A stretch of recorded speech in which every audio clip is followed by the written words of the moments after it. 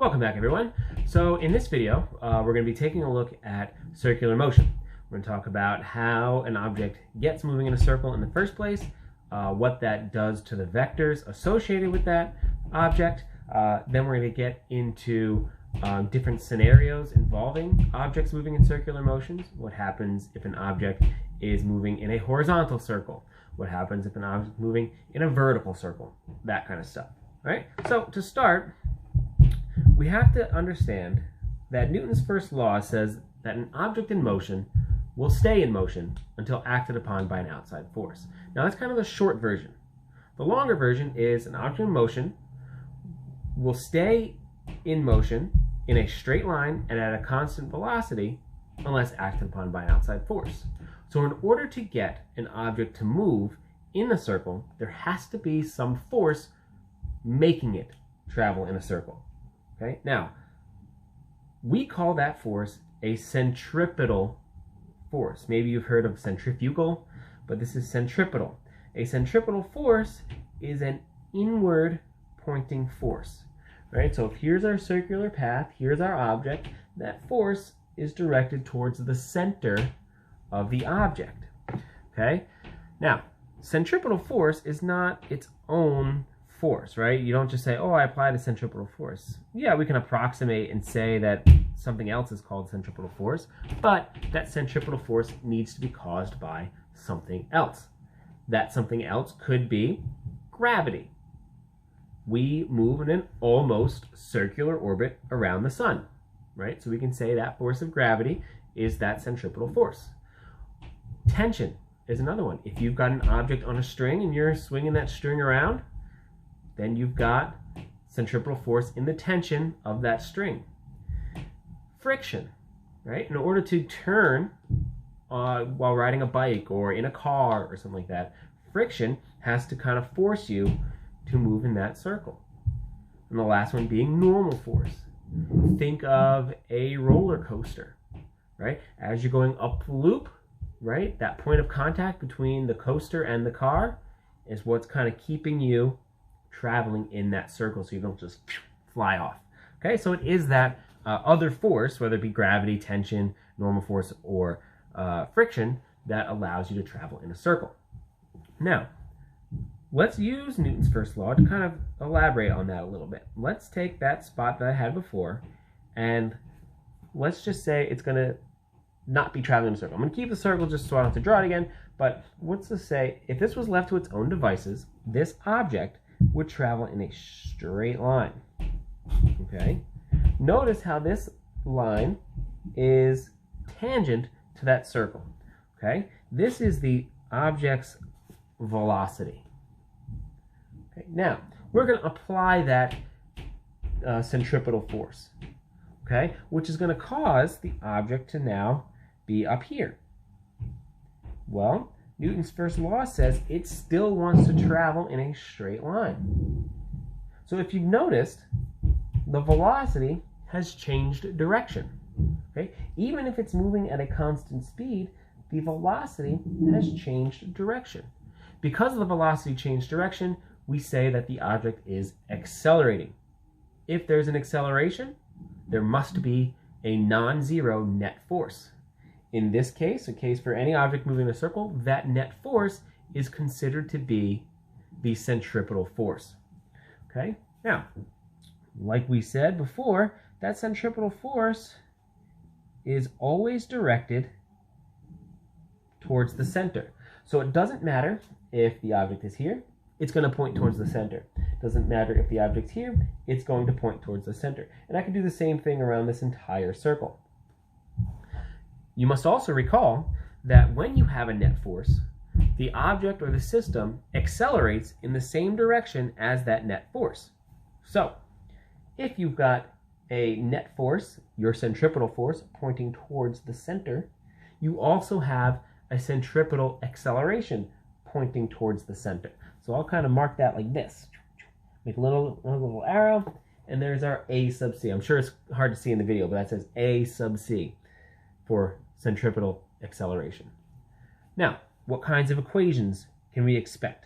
Well, our A sub C is our v squared over r. Okay? It comes through a lot of calculus that we don't need to get into. Just know that your centripetal acceleration, a sub c, is v squared over r. Okay? Knowing that net force equals mass times acceleration, and our centripetal force is that net force, we say centripetal force equals mass times the centripetal acceleration. While knowing up here that your centripetal acceleration is v squared over r, I can kind of combine these two and end up with F sub c equals m v squared over r. Right? So here's another equation for centripetal force. Right? You can use any bunch of these however you need. Okay, now, one more thing is the question might not tell you a speed straight up. It might just give you the radius, which is that r, and they might tell you how long it takes for the object to make one trip around the circle. In that case, you would calculate your speed using this equation here. Your v equals 2 pi r, the circumference, divided by the time it took for you to make that one trip all the way around. Okay, great. Now, as mentioned earlier, there are a couple different ways that they could ask you about an object moving in a circle. For an object moving in a horizontal circle, so that could be something like, oh, it's spinning on a table, kind of traveling in that kind of circle, something along those lines. Generally speaking, the force, whatever it is that's causing that centripetal force, is going to be the same no matter what. There's no other real forces you might need to take into account. So you'll just use your F sub c equals mv squared over r. Okay? For wherever that object is, the force points towards the center to keep that object moving in a circle. If it's friction, for example, you might need to say that, okay, my force of friction is my centripetal force, which means that my mu times normal force equals mv squared over r. That's fine too, right? Just base it off whatever the problem is telling you about. Okay? So this is just one kind of scenario that you can look at. It's not going to be for every horizontal circle, but it is a possibility. And just know that you can absolutely do this. Okay? But usually it's going to be based off your Fc equals mv squared over r. Remember that Fc is your net force. Now, your centripetal force, being your net force, comes into a greater consequence when dealing with vertical circles. So an object kind of moving around like this. That could be a Ferris wheel, a roller coaster, you're whipping a string around like this, something along those lines. Okay. Now, when dealing with a problem like this, your gravity, the weight of the object, comes into play. Now, in order to keep this mathematically kind of simple in a way, for lack of a better term, we're going to look at two specific spots on the circle. The top of the circle and the bottom of the circle. Okay, so I'll make this side over here talking about the top. I'll make this side over here talking about the bottom. Okay, so for the top of the circle, okay, let's draw a basic free body diagram, right? Well, you have whatever force it is causing the centripetal force pointing towards the center, whether that be a normal force or a tension, something like that. But you also have your force of gravity, your weight of the object. So you have two forces both pointing down. Okay? So if I were to create a net force equation for that, I would say my net force, which is my centripetal force, equals your force, whether that be a normal force, whether that be tension, whatever it happens to be, plus your force of gravity equals mv squared over r. Okay? So centripetal force, which is the net force, is equal to this force, tension, normal force, whatever, plus the weight of the object, right? Because gravity's still pulling it down, which will equal mv squared over r. Okay? Now let's look at the bottom. Okay? So for the bottom, yeah, you still got the weight of the object pointing down. But now you'll have that other force pointing up. Okay? Whether that be tension, normal force, whatever. Okay? Now, remember, we're going to make a net force equation, F sub C. Centripetal force is our net force. Okay, equals. Now remember, centripetal force always points in the direction of the center of the circle. So what that means is this force has to have the same sign as your centripetal force. All right, so I'll do force. Now, our gravity points in the opposite direction, so we'll have to subtract gravity, okay, which will equal your mv squared over r. Okay, they might ask you to then compare values here. They say, oh, let's say it's a tension. If this tension is constant throughout the entire trip, how does the speed change at the top and bottom? Or they might say, oh, how does the tension have to change here to keep the speed same here, right? Just use the values they give you in the way that they want them to give them to you. Okay, so that's pretty much it for circular motion.